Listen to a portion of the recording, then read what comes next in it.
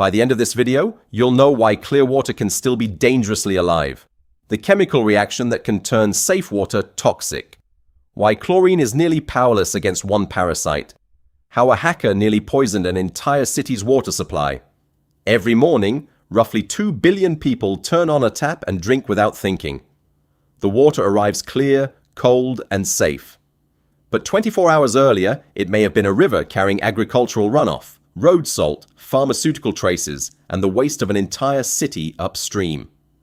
Something extraordinary happens between that river and your glass, and almost nobody knows what it is. In the next 20 minutes, we're going to follow a single drop of raw water through every stage of one of the most sophisticated industrial processes on the planet. By the end, you will never look at a glass of tap water the same way again. Water treatment plants are everywhere.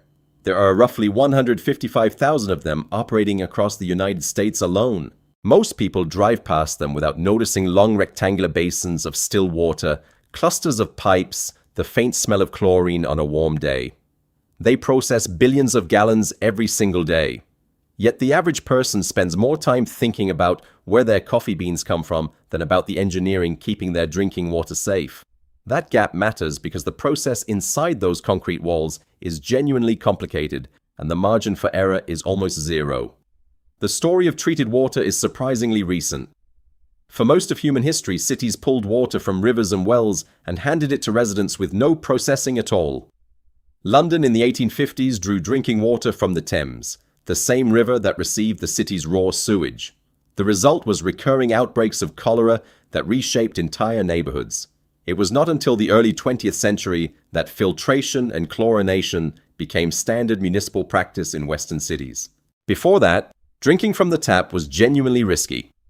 The engineering we take for granted today took about a century to develop and standardize. So what does a modern plant actually receive? Raw source water comes in two main forms.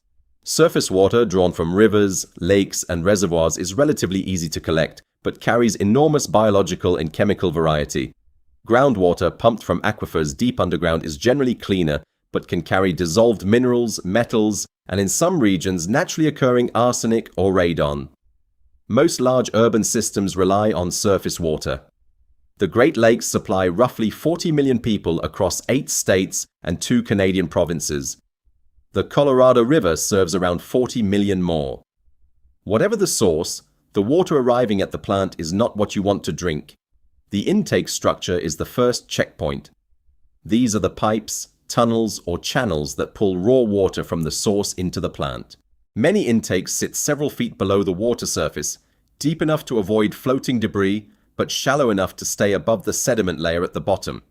Some large intakes extend miles offshore into lakes or rivers, pulling from the clearest available depth. At the intake, screens are the first line of defense. Coarse bar screens catch large objects, branches, fish, bottles. Fine mesh screens handle smaller debris. Fish protection is a real engineering consideration here.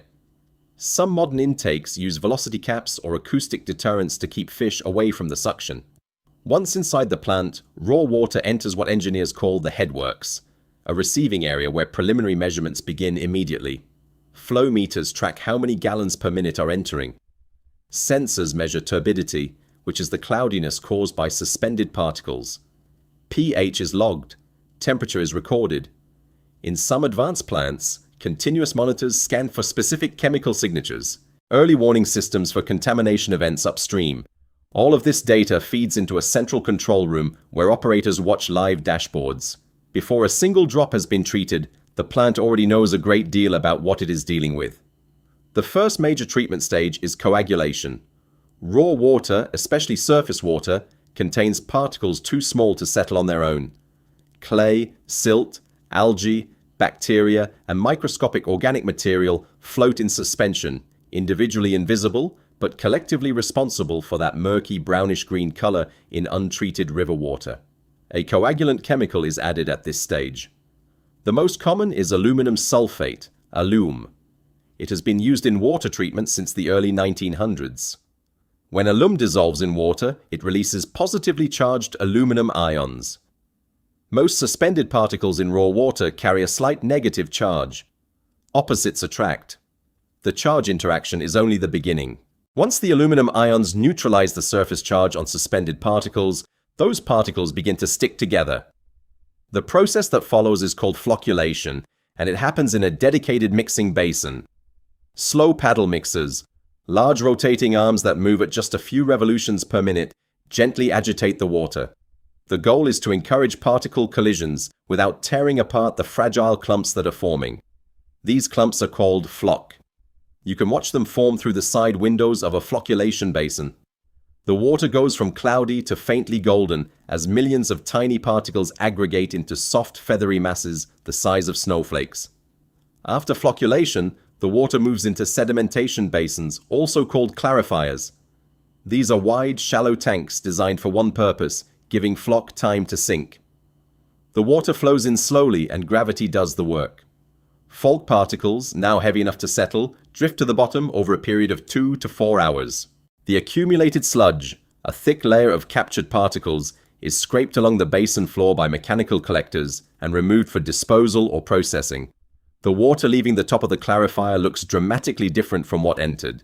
It is visibly clearer, but it is nowhere near ready to drink. Roughly 85 to 95% of the suspended solids have been removed.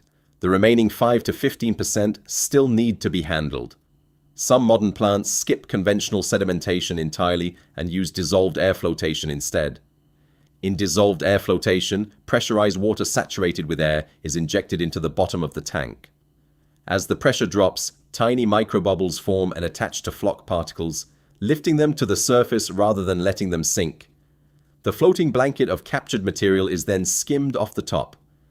Dissolved air flotation is faster than conventional settling and handles certain types of low-density algal material better. It is particularly common in plants treating water from eutrophic lakes, water bodies with high nutrient loads, and frequent algal blooms. The choice between settling and flotation depends heavily on the character of the local source water. After clarification, the water enters filtration, and this is where the process gets genuinely elegant. The most common filter type is a rapid sand filter. Water passes downward through a bed of granular media. Typically, a layer of anthracite coal on top, a layer of fine sand in the middle, and a layer of gravel at the bottom. Each layer catches progressively smaller particles. The anthracite handles coarser material. The sand traps finer particles. Even bacteria begin to be removed here, not just by mechanical straining, but by biological adhesion. Microorganisms can attach to the surfaces of sand grains. A mature filter bed develops a thin biological layer called a Schmutzdecke, a German word meaning straightforwardly dirt blanket. Filters do not run indefinitely. As particles accumulate in the media, flow resistance increases and the filter's efficiency drops. Every 12 to 72 hours, depending on raw water quality, a filter must be backwashed. In backwashing, clean water is pumped upward through the filter bed at high velocity, essentially reversing the flow. The media expands and fluidizes. Captured particles are dislodged and flushed out in a waste stream called filter backwash water. The filter then returns to service. Timing the backwash cycle correctly is important. A filter that runs too long becomes a source of contamination rather than a barrier. Operators monitor pressure differentials and turbidity in the filtered water to catch the right moment. Beyond sand filtration, many plants use a second filtration step with granular activated carbon, commonly called GAC. Activated carbon is a form of carbon that has been processed to create an enormous internal surface area. A single gram of activated carbon can have a total surface area exceeding 500 square meters, about the size of 2 tennis courts, packed into a pinch of black powder. Organic compounds, taste and odor compounds, chlorination byproducts, and some pharmaceutical residues adsorb onto that surface. Adsorption is different from absorption. The molecules stick to the outside of the carbon surface rather than being absorbed into it. GAC is particularly good at removing geosmin and 2-methylisoborneol, the two compounds most responsible for the earthy, musty taste that makes some tap water unpleasant. Some plants have replaced or supplemented granular activated carbon with membrane filtration.